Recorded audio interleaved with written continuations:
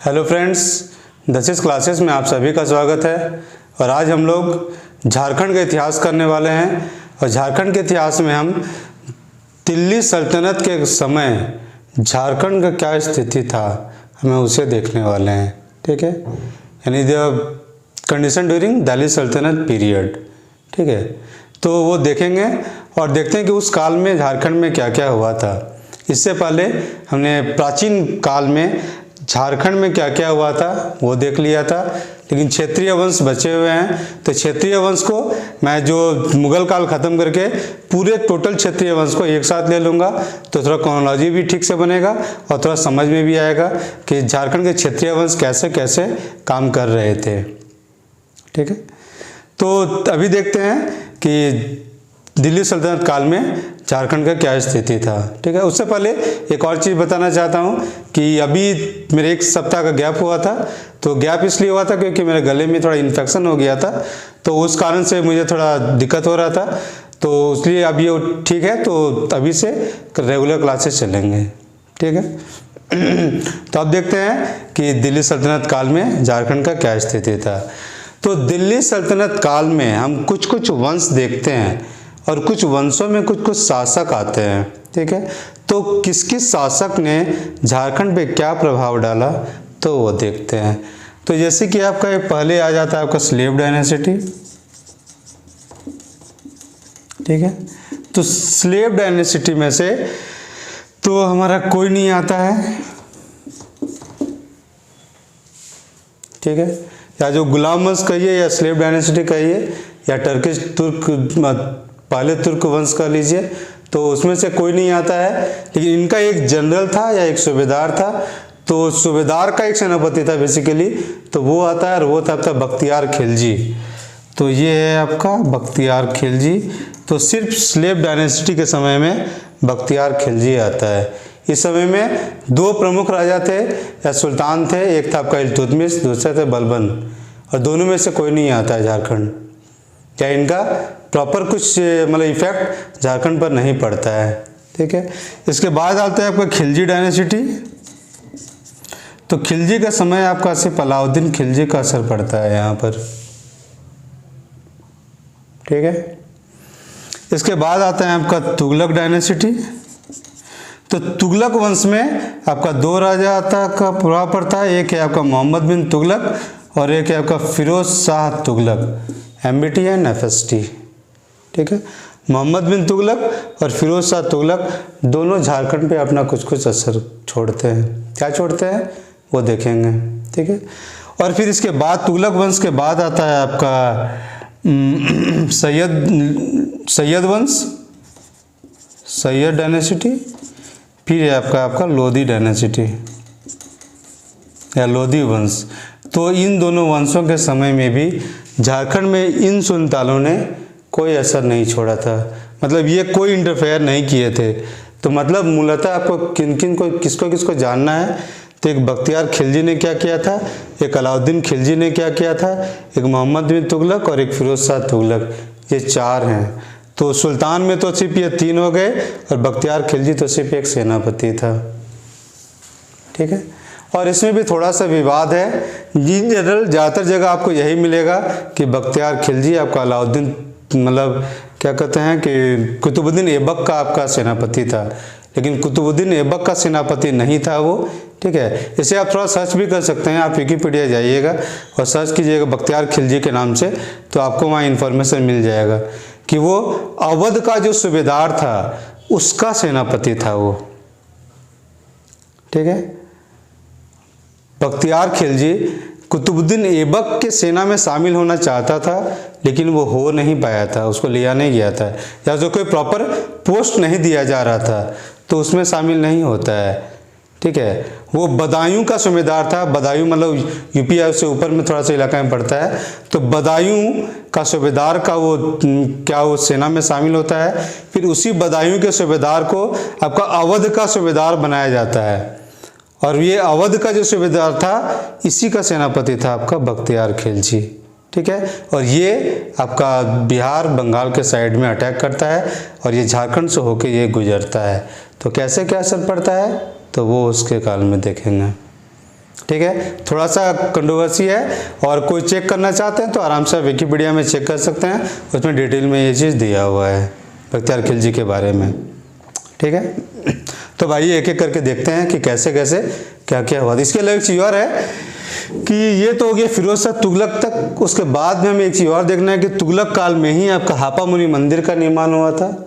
ठीक है, हापा मुनि मंदिर में आपका क्या हुआ तो वो देखेंगे। उसके अलावा है कि आपका कपिलेंद्र गजपति का आपका अटैक हुआ था, गजपति वंश का उड़ीसा से, वो देखना है। फिर आदिल शाह तो खानदेश का शासक कब मतलब कैसे क्या किया था वो भी देखना है, क्या असर पड़ता है। फिर कुछ विद्रोह भी होते हैं उस काल में। ठीक है, वो एक तमाड़ का राजा आपका विद्रोह किया था।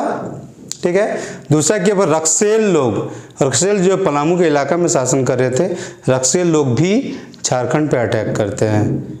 क्या होता है वो देखेंगे। और उसके बाद लास्ट में आता है कि आपका जो चैतन्य महाप्रभु इसी काल में आपका झारखंड में आए थे, तो उसे भी देखेंगे। तो इतना सारा चीज़ हमें दिल्ली सल्तनत कालीन झारखंड में देखना है। ठीक है, तो आइए एक एक करके देखते हैं इसको।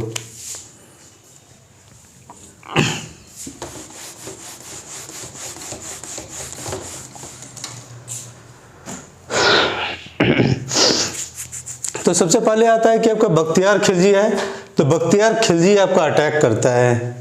ठीक है, और बेसिकली इसको ऐसे देख सकते हैं बख्तियार खिलजी को, जैसे कि मान लिया आपका ये इंडिया का मैप हो गया। ठीक है, और ये आपका गंगा नहीं, ये यमुना, ये गंगा, तो इधर गिरेगा। ठीक है, तो यहाँ पे कह सकते हैं कि आपका इलाहाबाद का मान लीजिए इलाका है। ठीक है, अभी ये थोड़ा आगे बढ़ जाएगा, आगे मिलेगा। तो ये मान लिया आपका इलाहाबाद का इलाका है। ठीक है, ये आपका बनारस का इलाका है। तो यहाँ पे पड़ता है आपका अवध का इलाका। ठीक है, तो इस जगह पे था, मान लिया यहाँ पे आपका झारखंड है। बनारस मान लिया थोड़ा इधर है, कि बनारस से थोड़ा दूरी है झारखंड का आपका यहाँ पे। ठीक है, अब वो यहाँ पे गवर्नर था आपका बख्तियार खिलजी। यहीं पे आपका मिर्ज़ापुर जगह है, अवध के इलाका में मिर्ज़ापुर है, और मिर्ज़ापुर का उसको मतलब क्या कहते हैं जागीर दिया गया था, या इससे कहते हैं इक्ता उसको दिया गया था आपको बख्तियार खिलजी को, क्योंकि सल्तनत कालीन में इक्ता चलता था तो उसे इक्ता ही दिया गया था। ठीक है, तो ये मिर्ज़ापुर में मिला था यहाँ पे। ठीक है, तो ये आपको बख्तियार खिलजी आपको अटैक करता है झारखंड में, मतलब बिहार में बेसिकली अटैक करता है। ठीक है, और बिहार में तबाही मचाते हुए वो बंगाल जाता है, लेकिन उसी क्रम में बंगाल जाने के लिए वो झारखंड के रास्ते का प्रयोग करता है, वो इधर से गुजरता है। और जब इधर से गुजरता है तो इस रास्ते में भी वो कुछ कुछ तबाही मचाते हुए जाता है, तो उन तबाहियों को हमें देखना है। ठीक है, और ये जो मैप बताएं, मैप का भी एक कारण है, तो कारण को भी थोड़ी देर में हम डिस्कस करते हैं कि वो मैप क्यों बताए हैं। ठीक है, तो बख्तियार खिलजी बिहार में जाता है तो नालंदा यूनिवर्सिटी, उदंतपुरी यूनिवर्सिटी और विक्रमशिला यूनिवर्सिटी तीनों को वो तबाह कर देता है। 3 यूनिवर्सिटी तबाह होता है, नालंदा यूनिवर्सिटी, उदंतपुरी यूनिवर्सिटी और विक्रमशिला यूनिवर्सिटी, तीनों को ये तबाह कर देता है। क्यों करता है वो अभी जानने का ज़रूरत नहीं है, वैसे भी पीटी वाले एग्जाम में इसको जानने का कोई ज़रूरत नहीं पड़ता है। ठीक है, वैसे अभी इंटरेस्ट है तो कभी भी आप लोग पढ़ सकते हैं इंटरनेट में, कुछ तो बेसिक जानकारियाँ मिल जाएगा। ठीक है, तो Nalanda university, Udantapur university, Vikramshila university तीनों को वो नष्ट करता है, फिर आगे बढ़ता है और सेन वंश को वहाँ पे वो हराता है और बंगाल पे वो कब्जा करता है। ठीक है, और इस काल में आपका बेसिकली होता ये है कि अब मान लो अब ये आपका बंगाल का इलाका है इस जगह पे। ठीक है, तो ये इधर से गुजरेगा, इधर से गुजर सकता है, एक आपका इधर से गुजर सकता है, एक आपका नीचे से भी गुजर सकता है। तो इधर से भी गुजरता है, तो जब इधर से गुजर रहा था तो रास्ते में उसका बहुत सारा बौद्ध मंदिर, जैन मंदिर या फिर हिंदू मंदिर मिलते हैं, तो सबको नष्ट करते हुए वो जाता है। और इस रास्ते में बहुत सारे आपको मूर्तियों के टुकड़े वगैरह आपको मिले हैं मंदिरों के बगल में, या जैसे धनबाद के बगल में ही आपका पड़ता है, आपका क्या कहते हैं, या पंचायत के पास मेनली कह लीजिए आपका तेलकुपी का इलाका पड़ता है, ठीक है। तो तेलकुपी का मंदिर है, चाहे उसके में पकबीरा वगैरह है, तो वो सब में कुछ कुछ दिखता है कि हाँ मंदिरों को कैसे नष्ट हुआ था, ठीक है। सब टूटे हुए मूर्ति वहाँ पे मिलते हैं, ठीक है। तो इस रास्ते में उसने विध्वंस मचाया, ठीक है। और इसमें एक चीज़ और है कि एक और चीज़ कहा जाता है कि बख्तियार खिलजी के साथ में आपका उरांव लोग झारखंड में प्रवेश किए थे, ठीक है। पहले उरांव लोग आपका इस जगह यहाँ पे रोहतासगढ़ है, तो रोहतासगढ़ के में रहा करते थे, ठीक है। और वो लोग बख्तियार खिलजी के सेना में शामिल होते हैं और उसके साथ साथ वो लोग झारखंड में प्रवेश किए थे। ये एक बुक में कहा गया है, ठीक है। सभी बुक इस चीज़ को नहीं कहते हैं, अलग अलग बुक इसके बारे में अलग अलग चीज़ कहते हैं, ठीक है। तो देखिए क्या क्या कहा गया है। तो एक बुक कहता है कि जो आपका बख्तियार खिलजी है तो सल्तनत काल के समय में आपका उरांव लोग झारखंड में आया था, ठीक है। लेकिन वहीं कुछ दूसरा बुक है वो कहता है कि नहीं, जब चेरो और खरवार लोग झारखंड में आया था तब आया था वो लोग, क्या कहते हैं, उरांव लोग, ठीक है। और चेरो और खरवार लोग झारखंड में आपका पूर्व मध्यकाल में आया था, यानी अर्ली मेडिवल पीरियड का जो पीरियड है उस काल में आया था। और कुछ बुक में ये दिया हुआ है कि चेरो और खरवार के आने से पहले उरांव लोग यहाँ पे आ चुके थे, ठीक है। तो अलग अलग बुक में अलग अलग दिया हुआ है, कहीं एक सा चीज़ नहीं दिया हुआ है, ठीक है। तो इसीलिए थोड़ा विवादास्पद चीज़ है। तो मैंने 3 व्यू पॉइंट बता दिया। एक तो early medieval period Chero Kharwar के समय आए होंगे उरांव लोग। कुछ एक बुक और कह रहा है कि नहीं, दो बुक में मुझे इनफैक्ट ये मिला है कि उरांव लोग ये बख्तियार खिलजी के समय में यानी सल्तनत काल में ये लोग झारखंड में आए थे, ठीक है। और एक लॉजिक बुक में ये दिया हुआ है कि बख्तियार खिलजी यहाँ पे रहता था मिर्ज़ापुर में, और यहाँ पे विंध्य का इलाका भी इधर ही पड़ जाता है, मतलब विंध्याचल पर्वत इधर हो गया, ठीक है। तो यहाँ के पहाड़ी इलाका से बहुत सारा लोगों को अपने सेना में शामिल किया था, ठीक है। लेकिन चलिए अगर इस इलाका में है, यहाँ से बनारस इतना दूर है, फिर यहाँ से झारखंड इतना दूर है, और यहाँ पे मान लीजिए उरांव रह रहे हैं, तो इन्हें कैसे शामिल कर सकता है? ये तो इस इलाके के आदिवासियों को शामिल कर सकता है, ठीक है। तो थोड़ा डाउटफुल चीज़ें हैं। तो जो भी है, तो जो भी करीब 2-4 पॉइंट जो भी बन पा रहा है वो मैंने बता दिया कि हाँ ऐसे ऐसे हो सकता है संभावना, या अलग अलग बुक्स में अलग अलग चीज़ें दिया हुआ है, ठीक है। तो अब एग्ज़ाम में अपने हिसाब से देखिएगा, ठीक है। तो ये कहीं क्लियर कट नहीं मेंशन्ड है, तो मैं भी कुछ क्लियर कट नहीं कर सकता हूँ कि इसी काल में उरांव आए थे। अलग अलग बुक में अलग अलग दिया है, तो ऑप्शन के हिसाब से आपको देखना पड़ेगा कि उस समय क्या सही हो सकता है, ठीक है। तो ये एक उरांव पे कंट्रोवर्सी था और बख्तियार खिलजी के समय पे हो रहा था, तो वो मैंने बता दिया, ठीक है।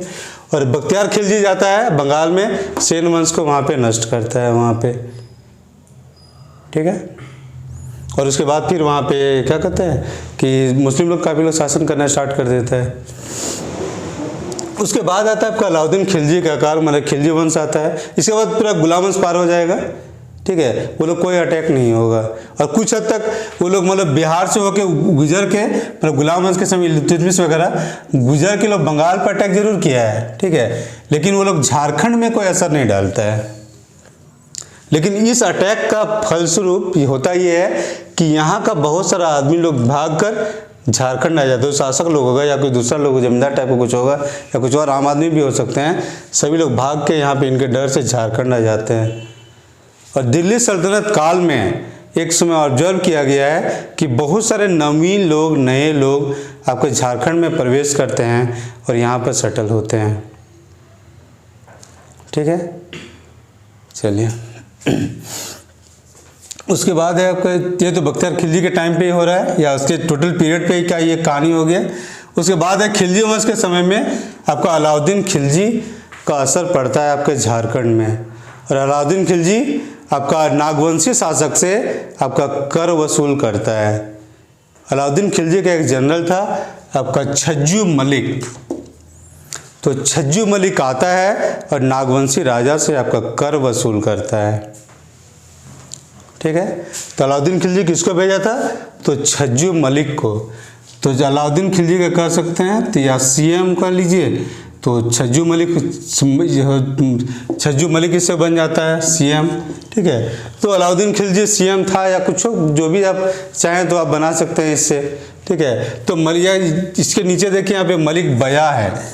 मोहम्मद बिन तुगलक के समय में मलिक बया आया था, तो अगर मलिक छज्जू कर दीजिए तो एमसी भी बन सकता है। ठीक है, या तो सीएम याद रखिए या एमसी से याद रखिए, आपको छज्जू मलिक याद हो जाएगा। तो छज्जू मलिक कब था? तो अलाउद्दीन खिलजी के समय में था। ठीक है, उसके बाद आता है आपका मोहम्मद। उसके बाद जब वंश बदलता है, फिर मोहम्मद बिन तुगलक जब शासक बनता है, तो मोहम्मद बिन तुगलक के समय में आपका मलिक बया आपका झारखंड में अटैक करता है। ठीक है, और झारखंड में अटैक करता है, वो आपको क्या कहते हैं कि हजारीबाग के इलाका में। ठीक है, हजारीबाग के इलाका में था आपका, दो इलाका था, एक आपका चाय चंपा। ठीक है, तो चाय चंपा के इलाका में वो अटैक करता है। ठीक है, हजारीबाग के इलाका कुछ कुछ क्षेत्र में बटा हुआ था, जैसे इस इलाका में था आपका केंदी राज, यहाँ चाय चंपा था, यहाँ पे खड़गडिया था, इधर रामगढ़ का इलाका था। ठीक है, तो ये चाय चंपा का जो इलाका था, तो उस इलाका में आपका अटैक करता है आपका मोहम्मद बिन तुगलक। ठीक है, चाय चंपा में अटैक करता है और मलिक बया उसका सेनापति था। ठीक है, ये आपका कर लीजिए कि आपका मे बी इस्लामिक स्कॉलर्स लोग लिखा होगा। ठीक है, लेकिन जो संथाली स्रोत है वो कहता है कि उस समय जो अटैक हुआ था वो इब्राहिम अली किया था।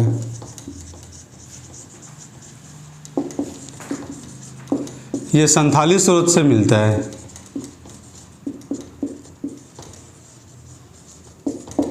ठीक है, तो ये थोड़ा सा डाउटफुल वाला सिचुएशन है। मोहम्मद बिन तुगलक के टाइम में अटैक किसने किया था? तो मलिक बया। लेकिन संथाली सोच क्या कहता है कि संथाली, ठीक है, कि इब्राहिम अली ने अटैक किया था। ठीक है, तो यहाँ पे बेसिकली दो जनरल आता है, बेसिकली दो ही आएगा, बाद में कोई दूसरा जनरल मिलेगा नहीं, तो यहाँ पे डाउटफुल हो सकता है एग्जाम में। ठीक है, तो ये कर सकते हैं कि एमसी हो रहा है या एमबी हो रहा है। ठीक है, मान लीजिए इसको इब्राहिम अली को मान लीजिए मिटा देते हैं, तो ये एमबी हो गया, एमबी। मोहम्मद बिन मलिक बया, आराम से याद हो जाएगा, एमबी। मोहम्मद बिन मलिक बया, एमबी, आराम से याद हो जाएगा। ठीक है, एक और चीज़ बता सकते हैं वैसे कि मलिक छज्जू पहले आया था मलिक बया से, मतलब सी बी से पहले आया था। नहीं होता है ऐसे, लेकिन यहाँ पे मान लीजिएगा सी बी से पहले आया था, यानी छज्जू बया से पहले आया था। अलाउद्दीन खिलजी में चला जाएगा छज्जू, और बया आ जाएगा आपको मोहम्मद बिन तुगलक में एमबी। ठीक है, तो ये याद हो जाएगा और इसमें कोई कन्फ्यूजन भी नहीं होना चाहिए। ठीक है, चलिए अब इसके बाद आता है आपका फिरोज शाह तुगलक आपका सुल्तान बनता है, और फिरोज शाह तुगलक आपका बंगाल पे आपका 2 बार अटैक करता है, और उसी क्रम में वो उड़ीसा पे भी एक बार अटैक किया था और गंग वंश को वहाँ पे नष्ट किया था और उसको प्रतिष्ठा को ख़त्म कर दिया था। ठीक है, तो उधर से लौटते समय वो आता है और वो सतगावा पर कब्जा करता है। ठीक है, और सतगावा आपका अभी आपका कोडरमा में पड़ता है। आपको करीब करीब सभी बुक्स में मिलेगा कि हजारीबाग के सतगावा में फिरोज शाह तुगलक अपना कैपिटल बनाता है या राजधानी बनाता है। ठीक है, लेकिन आप लोग झारखंड का मैप खोलिएगा, गूगल मैप खोलिएगा, देखिएगा तो अभी वो सतगावा कोडरमा में है। ठीक है, और दोनों में से कोई भी गलत नहीं है, क्योंकि कोडरमा पहले आपका हजारीबाग जिला में ही था। ठीक है, तो बुक्स थोड़ा सा अपडेट नहीं किया है, लेकिन अभी के समय में सतगावा आपका कोडरमा जिले में है। और पहले का देखिए, पहले आपका हजारीबाग में आपका चतरा भी आता था, हजारीबाग जिला तो है ही, कोडरमा आता था, गिरिडीह भी आता था और रामगढ़ भी आता था। तो चतरा से गिरिडीह तक का इलाका आपका हजारीबाग में आ जाता था। ठीक है, तो जाहिर है कि कोडरमा में है तो कोई बुक में कोई गलत नहीं दिया हुआ है, लेकिन अभी के समय में वो ये सतगावा आपका कोडरमा डिस्ट्रिक्ट में पड़ता है। ठीक है। और ये सतगावा के बारे में भी थोड़ा सा कंट्रोवर्सी है। एक बुक में मैंने देखा है कि वहाँ पे कहा है कि शमसुद्दीन इलियास शाह जब बंगाल में का शासक था, उसने सतगावा पर में कैपिटल मतलब राजधानी बनाया था। शमसुद्दीन इलियास शाह ने सतगावा में कैपिटल बनाया था, ठीक है। वहीं ज़्यादातर बुक्स लिखते हैं कि फिरोज शाह तुगलक ने सतगावा में कैपिटल बनाया था। ये यहाँ पे ये है कि ज़्यादातर बुक्स ये लिखते हैं कि फिरोज शाह तुगलक ने बनाया था। मुझे सिर्फ एक जगह मिला है कि शमसुद्दीन इलियास शाह ने सतगावा में कैपिटल बनाया था, ठीक है।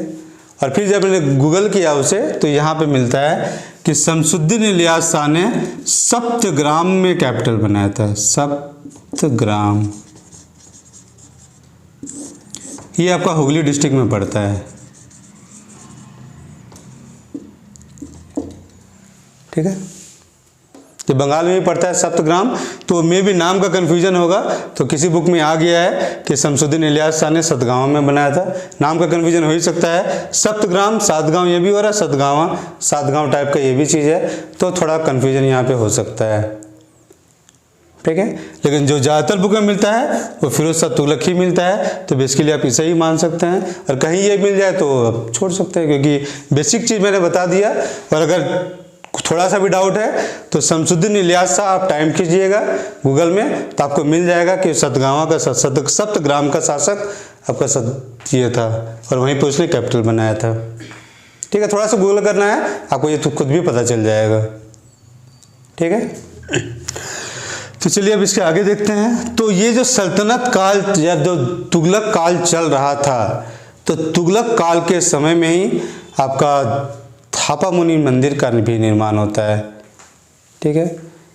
और हापा मुनि में बेसिकली एक मूर्ति था पहले से, क्योंकि काफ़ी पहले ये मंदिर बना हुआ था। तो बेसिक ये है कि वहाँ पे विष्णु का मंदिर को स्थापित किया गया था इस काल में, ठीक है। तो विष्णु का मंदिर ना विष्णु का मूर्ति इस काल में हापा मुनि मंदिर में स्थापित किया जाता है, और उस पंडित का नाम था सियानाथ देव। सियानाथ देव महाराष्ट्रियन ब्राह्मण था, उसने हेल्प किया था और विष्णु का मंदिर को स्थापित किया गया था। और ये जो स्थापना हुआ था ये तुगलक काल में ही हुआ था। तो हापा मुनि मंदिर के में आपका सियानाथ देव ने आपका विष्णु का मंदिर मूर्ति स्थापित करने में मदद किया था। और किस शासक ने किया था? तो नागवंश के शासक शिवदास कर्ण ने विष्णु का मंदिर को स्थापित किया था, ठीक है। शिवदास कर्ण विष्णु का मंदिर स्थापित करा। इधर एक शिव है और इधर विष्णु है। शिव ने विष्णु के मंदिर को मूर्ति को स्थापित करने में मदद किया था, ठीक है। पुजारी कौन था? तो सियानाथ देव। किस काल में हुआ था? तो तुगलक काल में ये स्थापना किया गया था, ठीक है। चलिए अब तुगलक काल के बाद देखते हैं कि यहाँ पे क्या क्या है। थोड़ा सा बोर्ड को मिटाते हैं फिर देखते हैं। तो तुगलक वंश के समय में ही या ठीक है या कहिए कि उसके बाद में बेसिकली, क्योंकि आपका ये सब जो अभी मैं बताने वाला हूँ वो सब बेसिकली आपका लोधी काल में होता है, ठीक है। तो लोधी काल में क्या क्या हुआ था तो वो देखते हैं। लेकिन लोधी वंश के सुल्तानों ने यहाँ कुछ नहीं किया था, क्योंकि वो लोग अपने दिल्ली के आसपास में इतने बिजी थे कि वो झारखंड में आके कुछ नहीं कर सकते थे, ठीक है। और सैयद वंश वाले तो ऐसे भी बहुत कमज़ोर थे तो उन्होंने कोई हस्तक्षेप नहीं किया था, ठीक है। तो अब देखते हैं कि इस लोधी वंश के काल में झारखंड में क्या क्या हुआ था। तो एक तो है कि आपका कपिलेंद्र गजपति का आपका झारखंड में अटैक होता है, ठीक है। और कपिलेंद्र गजपति मान लीजिए इधर टोरी का इलाका है, यहाँ से आप दामोदर नदी कर लीजिए और इधर चलिए मान लीजिए आपका गंगा नदी है, ठीक है। तो दामोदर और गंगा के बीच में जो क्षेत्र है ये टोटल क्षेत्र को वो कब्जा कर लिया था आपका कपिलेंद्र गजपति। और ये करीब जौनपुर के इलाका था, इधर मान लिया आपको जौनपुर का इलाका है यूपी में, तो जौनपुर तक वो कब्जा कर लिया था। काफ़ी सारा बिहार का इलाका, काफ़ी सारा झारखंड का इलाका, मेनली दामोदर के इस पार का इलाका है उस चीज़ को कब्जा किया था। और कुछ हद तक आपका इधर आपका नागवंश का जो इलाका था नागवंशी राजाओं का उसको भी कब्जा किया था वो। ठीक है। तो और ये राजा था आपका उड़ीसा का, इधर का।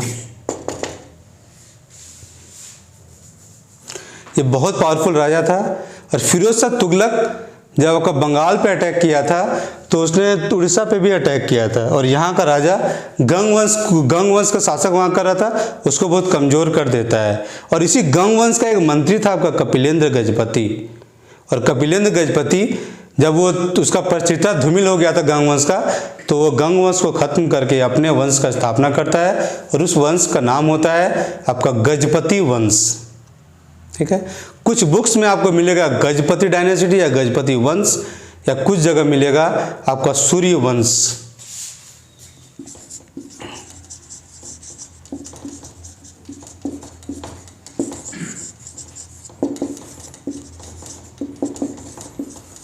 ठीक है।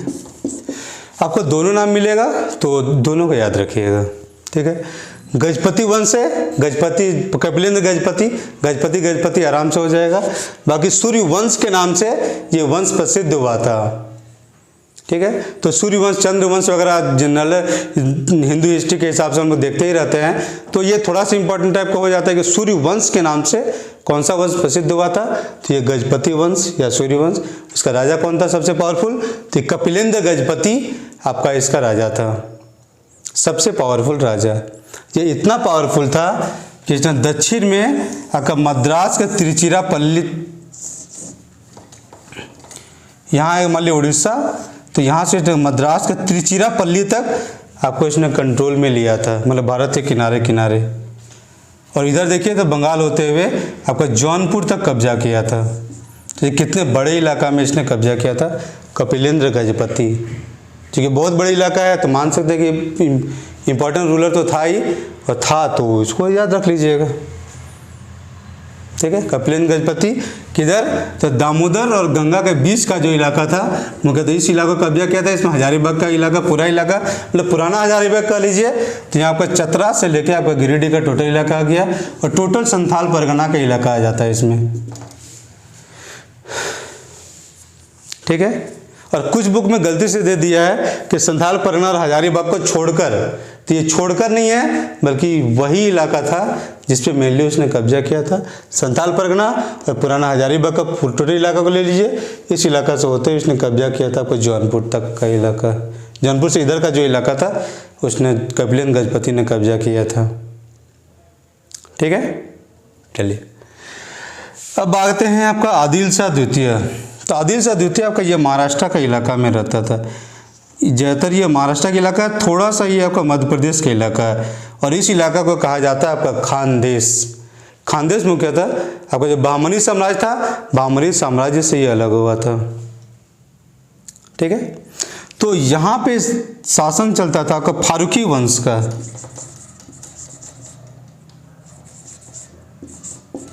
फारूकी डायनेसिटी या फारूकी वंश का। तो इसका राजा हुआ करता था उस समय आपका आदिल खान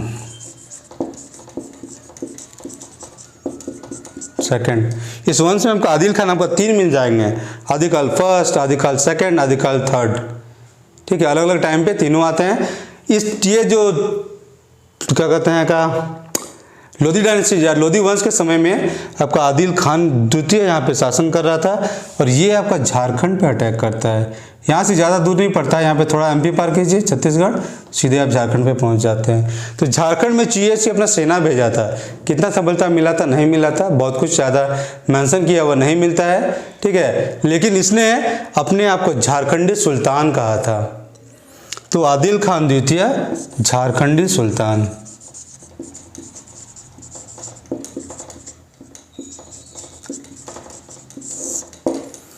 आदिल खान द्वितीय झारखंडी सुल्तान। ठीक है। आप लोगों को ये चीज़ लग रहा होगा कि मेनली इसे लेना चाहिए था, ये ज़्यादा किया था, लेकिन ये नहीं लिया था। झारखंडी सुल्तान इधर वाला लिया था जो महाराष्ट्र साइड से आया था, जो खानदेश से गया था, ये आपको झारखंडी सुल्तान का उपाधि लिया था। ठीक है। यहाँ पे भी एक चीज़ थोड़ा सा डाउटफुल वाला खेला है कि आदिल खान के जगह एक बुक में मुझे मिला इब्राहिम खान।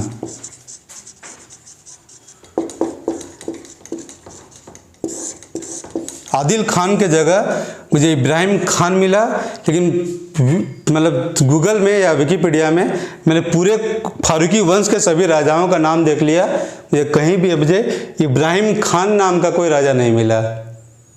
क्योंकि नहीं मिला तो आप लोग मान सकते हैं कि आदिल खान द्वितीय ही था यहाँ पे।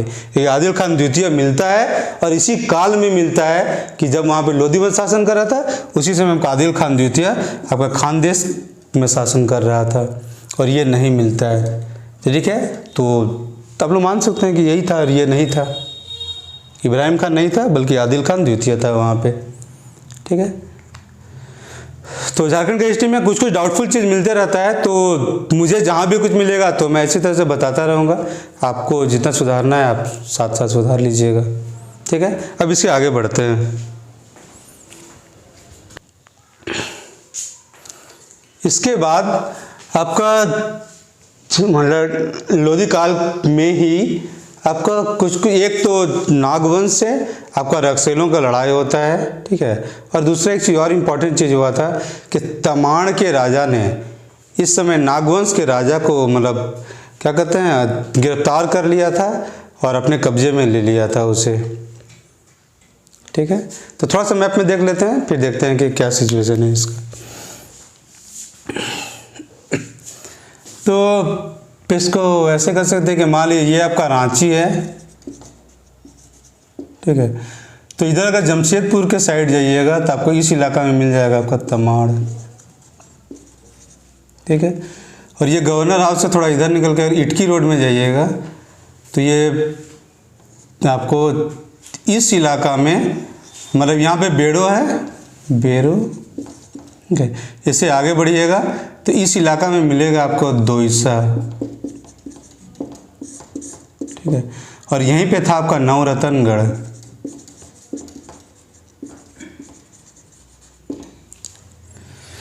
ठीक है, दोईसा नागवंशियों का राजधानी था यहाँ पे, और यहीं पे था आपका नवरत्नगढ़, जो भी हाल में चर्चा में भी आया था कि 9 मंजिला इमारत में मतलब था वहाँ पे, और काफ़ी सारा मंजिल आपका ज़मीन के नीचे तहखाने के रूप में था। 6 या 7 मंजिल शायद ज़मीन के नीचे मिला है। ठीक है, तो ये देख लीजिएगा। तो ये आपको दोईसा का इलाका, तो ये तमाड़ का राजा आपका दोईसा का राजा जो नागवंशी राजा था उसको कब्जे में लेके गिरफ्तार कर लेता है। और जब इसको गिरफ्तार किया, यहाँ पे जो राजा था वो लोग घटवार राजा था। ठीक है, तो तमाड़ का घटवार राजा लोग नागवंशी राजा को अपने कब्जे में ले लेता है। कब्जे में ले लेता है तो ये संदेशा भिजवाता है आपका छत्तीसगढ़ में खैरागढ़ में। ठीक है, इधर छत्तीसगढ़ है तो छत्तीसगढ़ का जो पश्चिमी इलाका है तो यहाँ पे है आपका खैरागढ़। तो मैं भी इसका दोस्ती यारी होगा, तो इसको बोलता है मेरा मदद करो। तो खैरागढ़ में था आपका खरवार राजा, खरवार राजा खैरागढ़ में था। ये इसका नाम था का बागदेव सिंह, बागदेव। तो ये बागदेव जाता है, इसको तमाड़ को राजा को हराता है और इस राजा को छुड़ा लेता है। ये राजा था का प्रतापकर्ण। ठीक है, बागदेव सिंह जाता है, प्रतापकर्ण को छुड़ा देता है और तमाड़ को राजा को हरा देता है। ठीक है, उसके एवज में जो प्रतापकर्ण है बागदेव सिंह को या बागदेव को आपको एक जागीर देता है, और वो देता है तुम्हारा रामगढ़ का मतलब इलाके में। ठीक है, यहाँ पे बेसिकली था वो क्या कहता है कर्णपुरा में, कर्णपुरा का जागीर देता है। ठीक है, और कर्णपुरा अभी आपका हजारीबाग के आपका बड़का गांव के इलाका में पड़ता है। हजारीबाग के बड़का गांव का ब्लॉक है, वहाँ पे आपका कर्णपुरा पड़ता है। लेकिन जो हजारीबाग जो रामगढ़ का इलाका है वो उसके थोड़ा सा बगल में नीचे में ही पड़ता है। ये पूरा हजारीबाग है मान लीजिए, नीचे में आपका बड़का गांव है, यहीं पे कर्णपुरा है, और ये आपका हजारीबाग का जो रामगढ़ का इलाका है ये टोटल रामगढ़ डिस्ट्रिक्ट आपका यहाँ पड़ता है। ठीक है, तो कर्णपुरा इलाका कड़वा बागदेव को देता है, तो यही बागदेव से आपका रामगढ़ राज्य का स्थापना होता है। ठीक है, नागवंशियों के नीचे ही था ये, लेकिन एक यहीं पे बीज पड़ जाता है बागदेव के मतलब से ही ये बागदेव को यहाँ देता है। खैरागढ़ का राजा बागदेव, इसको कहाँ का जागीर मिल जाता है आपको, मतलब नवरत्न, क्या कहते नवरत्न बोल रहे हैं, कर्णपुरा का, ठीक है। और कर्णपुरा इलाका से ही अगर फैलते फैलते पूरा रामगढ़ का राज्य आपका बन जाता है इसका। यही रामगढ़ राजवंश का स्थापना करने वाला आपका ये बागदेव ही था, बागदेव सिंह, ठीक है। तो ये जो विद्रोह हुआ था, ये दो घटवार लोग विद्रोह किया था, घटवार राजा, तो उसका परिणाम से ही आपको होता है कि आपको यहाँ पे रामगढ़ राजवंश का स्थापना हो जाता है, ठीक है। चलिए, अब इसी काल में एक और चीज हुआ था कि यहाँ पे राजा बन गया प्रतापकर्ण की जगह आपका आ गया था छत्रकर्ण। प्रतापकर्ण के बाद आता आपका छत्रकर्ण, और छत्रकर्ण के समय में आपका इस पलामू के इलाका में आपका शासन करता था आपका रक्सेल राजा लोग, रक्सेल वंश शासन करता था। तो रक्सेल वंश अटैक करता है आपका नागवंश पे, और नागवंश वाला भी लड़ाई करता है। और ये लोग का जो लड़ाई हुआ था वो हुआ था आपका कोराम्बे में, इस इलाका में आपका कोराम्बे,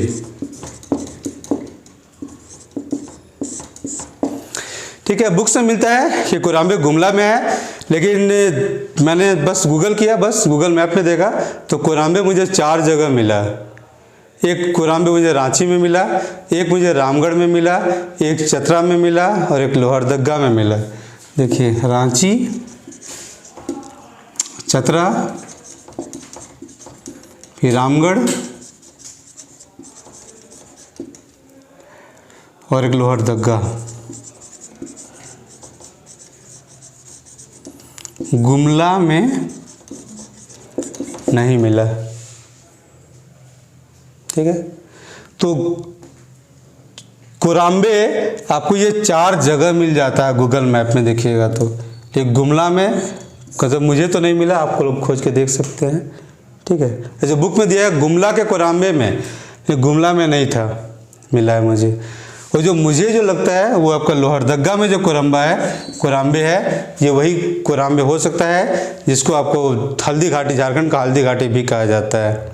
झारखंड का हल्दी घाटी कोराम्बे में है, और ये कोराम्बे आपका मोस्ट प्रोबेबली आपका लोहरदगा वाला कोराम्बे है, कि ये इधर पलामू इधर हो गया, लातेहार इलाका हो गया, इधर लोहरदगा हो गया, और इधर चलिए आपका रांची का इलाका हो गया, इधर गुमला हो गया।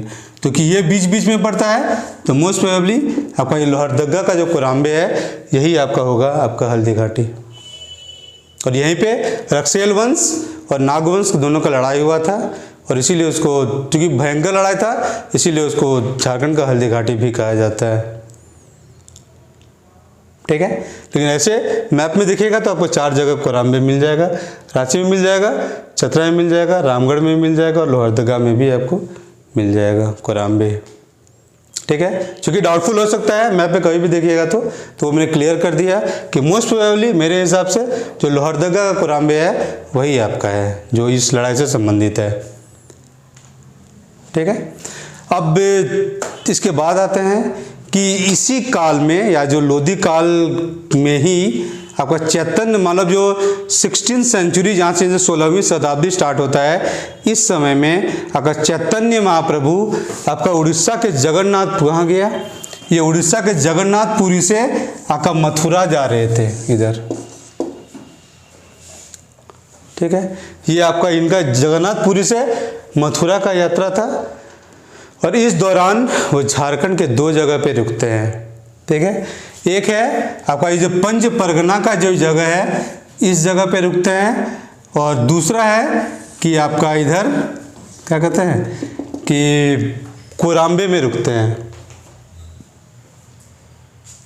ठीक है। ये जो कोराम्बे का इलाका है उसके लिए बेसिक यही इलाका है, इसी आसपास में वो रुकते हैं कहीं पे, ठीक है। तो ये तो बेसिकली कोराम्बे और कहाँ का पंच परगना, तो पंच परगना में आपका रांची का ही इलाका है पंच परगना, इस इलाका में वो रुकते हैं, और इधर आपका कोराम्बे जो लोहरदगा में कोरम्बा है वहाँ पे आके रुकते हैं। 2 जगह रास्ते में रुकते हैं, फिर ये चले जाते हैं आपका मथुरा, ठीक है। तो ये 2 जगह भी इंपॉर्टेंट है, पंच परगना और कोरम्बे, 2 जगह ये रुकते हैं। और ये किस बुक में दिया हुआ है, तो चैतन्य चरितामृत, चैतन्य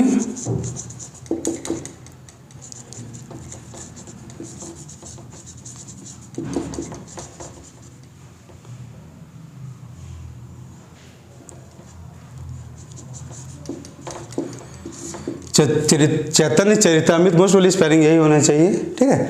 तो चैतन्य चरितामृत नाम का एक बुक है और उसी बुक में दिया हुआ है कि चैतन्य महाप्रभु जब पुरी से मथुरा जा रहे थे तो पंच परगना और कोराम्बे में रुकते हैं वो, ठीक है। और एक चीज़ और बहुत इंपॉर्टेंट इससे पता चलता है इस बुक से, चैतन्य चरितामृत से, कि तेलियागढ़ी का किला का पहला बार वर्णन आपका चैतन्य चरितामृत में ही मिलता है। तेलियागढ़ी के किला का वर्णन मतलब पहला बार वर्णन चैतन्य चरितामृत में ही मिलता है, ठीक है। तो इतना सारा चीज़ हमें दिल्ली सल्तनत काल के समय में मतलब झारखंड में हमें देखना पड़ता है कि इतना सारा चीज़ हुआ था, ठीक है। अब इसके आगे आएगा अगर मुग़ल काल, तो अगले नेक्स्ट क्लास में हम देखेंगे कि मुग़ल काल के दौरान झारखंड में क्या क्या हुआ था, कहाँ किस किस राजवंश को हराया गया था, कहाँ कहाँ से टैक्स लिया था, कौन कौन हारा था, क्या हुआ था, सभी चीज़ों को एक एक करके देखेंगे। दिल्ली सल्तनत वाला पीरियड थोड़ा छोटा था, जो कि मुग़ल पीरियड थोड़ा बड़ा है, तो मे भी वो वीडियो 2 भाग में बटेगा, लेकिन देखते हैं क्या होता है, ठीक है। Okay, thank you.